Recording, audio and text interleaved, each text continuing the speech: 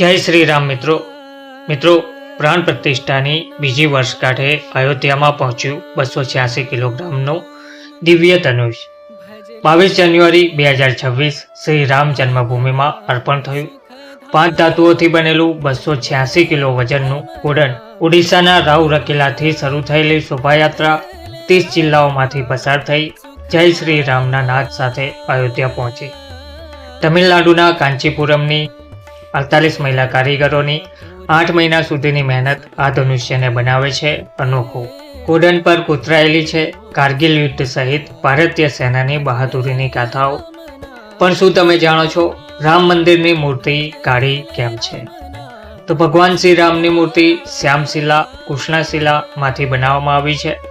શાસ્ત્રો અનુસાર આ શિલા અત્યંત શુભ અને દિવ્ય માનવામાં આવે છે। આ મૂર્તિ અને આ ઘોડન માત્ર ધર્મ નહીં, રાષ્ટ્ર, સત્તા અને બલિદાનનું પ્રતીક છે। જય શ્રી રામ।